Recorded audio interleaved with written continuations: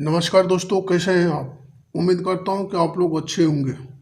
आज का जो टॉपिक लेके आया हूं वो है check list of reinforcement for beam.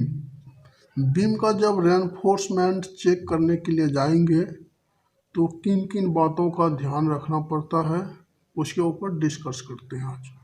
First point है dia of bar as a for drawing. वहाँ चेक करेंगे कि dia of bar according to drawing उसने लगाया है कि नहीं लगाया है।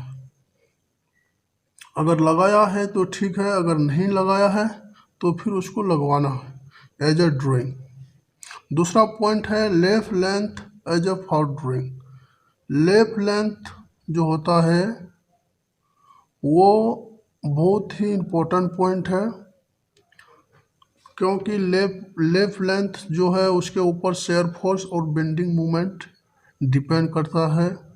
लेफ्ट लेंथ अगर बात करूं बीम का, तो टॉप का जो रेनफोर्समेंट होता है वो सेंटर में होना चाहिए या फिर सेंटर के आसपास होना चाहिए।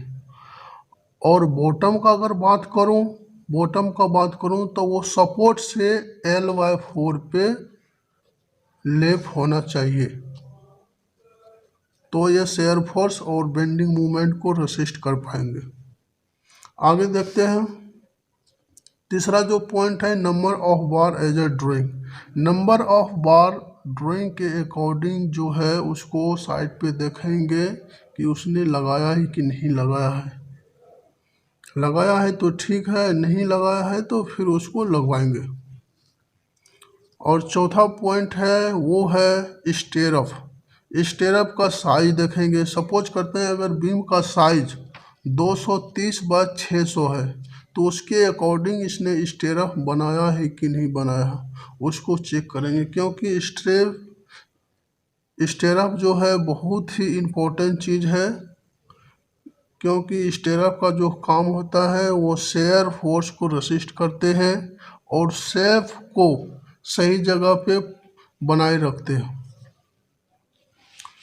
पांचवा पॉइंट जो है वो है स्टेरअप ऑफ डाया। डाया का जो स्टेरअप का जो डाया है वो अगर आप बीबीएस दिए हैं तो उसके अकॉर्डिंग उसने लगाया है कि नहीं लगाया है वो देखना है। और जो ड्राइंग में है वो चीज़ उसने यूज किया है कि नहीं किया। नेक्स्ट पॉइंट है वो है स्टेरअप स्पेसिंग। स्पेसिंग बहुत ही इम्पोर्टेंट चीज़ है। अगर बीम सपोज करते हैं ये बीम है और बीम में स्टेरअप का जो स्पेसिंग है 100 mm है तो ये 100 mm ही होना चाहिए। अगर 150 स्पेसिंग है तो फिर 150 ही होना चाहिए, इससे कम बेस नहीं होना चाहिए। उसके बाद बहुत ही इम्पोर्टेंट क्वेश्चन ये है hook length. Hook length of stirrup not less than 75 mm और 10D। ये according to IS code 75 mm से हुक लेंथ कम नहीं होना चाहिए। एक एग्जांपल देखते हैं। ये स्टेरअप है, स्टेरअप का जो ये हुक है ये 75 mm से कम नहीं होना चाहिए या फिर 10D। अगर सपोज करते हैं 8 mm का आप यूज कर रहे हैं तो 8 इंटू डी तो हो जाएगा 80 mm, इससे कम नहीं होना चाहिए।